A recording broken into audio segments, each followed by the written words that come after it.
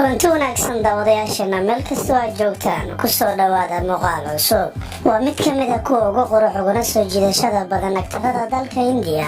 wuxuu leeyahay indho cagaaran oo aad u qurux badan, dherer aan caadi ahayn iyo jir isboorti, weliba geeska jaliinka iyo waxyaabo badan oo cajiiba waadan ogeyn.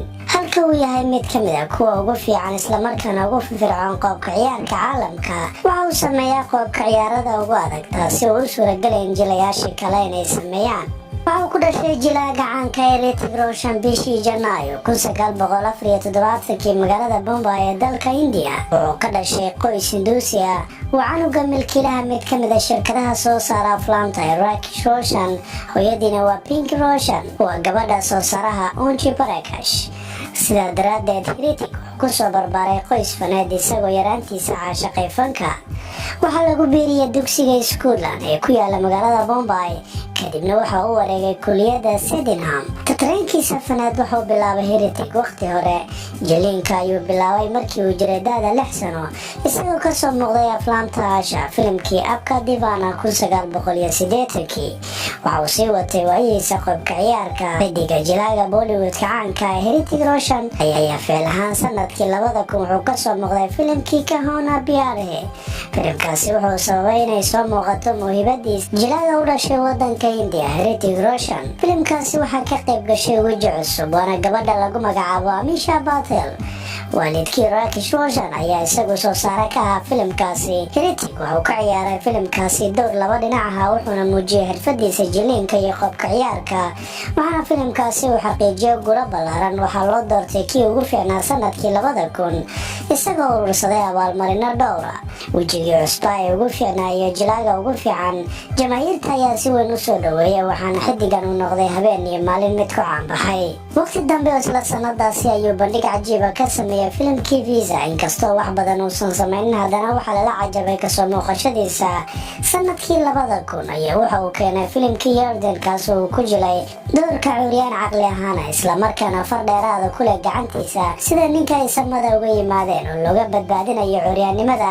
farta dheeraadka ma ahayn mid loo sameeyey, balse waa mid markaa daawatid aflaamtiisa kale aad ku arkaysid far yar oo suulkiisa ku dhagan, isaguna iskuma dayin inuu qalliin ku sameeyo sidii u baabiin lahaa. waxaana uu sheegay inay qayb ka tahay nafsadiisa, islamarkaana aysan dhib ku ahayn matalaada markuu ku jiro. sanadkii 2002 ma ahayn sanadkii ugu fiicnaa sababo ku aadan markii uu ku fashilmay 3 shaqo. sidaasi daraaddeed wuxuu go'aansaday 2 sano shaqo la'aan kadib inuu kasoo muuqdo filimkii Krish. wuxuu ka qayb ahaa filimka labaad ee filimkiisa khayaaliga ee Koi Mil Gaya sanadkii 2006. waxa uu la yimid doorka ninka cajiibka isagoo qaatay abaalmarino dhowra sida xidiga shaashada iyo weliba kan akademiga filimka Hindiya.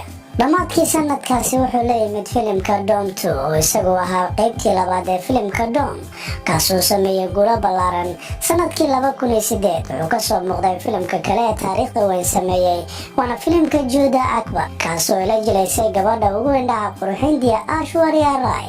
waxa uu sameeyey inuu matalo shakhsiyadda imbaraadoorka caanka ee Jalaaluddin Akbar, kaasoo xukumay Hindiya islamarkaana mideeyay shacabkeeda. waxaana filimkaasi uu ahaa mid dhaqaale ahaan guulaystay gudaha ama dibadda Hindiya. waxa uu ku qaatay abaalmarino cajiiba. sidoo kale wuxuu helay abaalmarintiisii ugu horeysay caalamiga ee membarka dahabiga maharajaanka caalamiga ee Kazan ee Ruushka, si uu noqdo jilayaasha ugu fiican Bollywoodka. sanadkii 2010 wuxuu sameeyay horumar weyn, waxaana uu keenay filimkiisii ugu horeeyay caalami ah. waxaana filimkaasi lagu magacaaba Kites, iyadoo ay ka qayb ahayd islamarkaana ay la jilaysay gabadha xidigta reer Mexico ee Barbara Molly, boqoradii hore ee quruxda dalka Mexico. kadibna waxa uu guulo ka soo hooyay aflaan badan oo keenay, iyagoona ugu caansanaa filimka Gurish, kaas oo ku matalay doorka saaxirka oo jirkiisa oo idil shalal saameeyay, islamarkaana u dagaalamaya sidii xaqiisa u heli lahaa.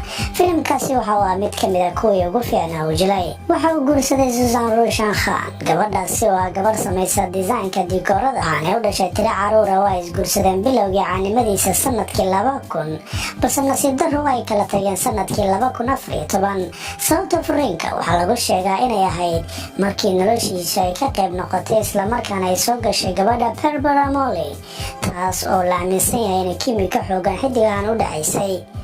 waana waxaa keenay inay maseerto Roshan gurigan ay ka tagto islamarkaana hotel ay degto.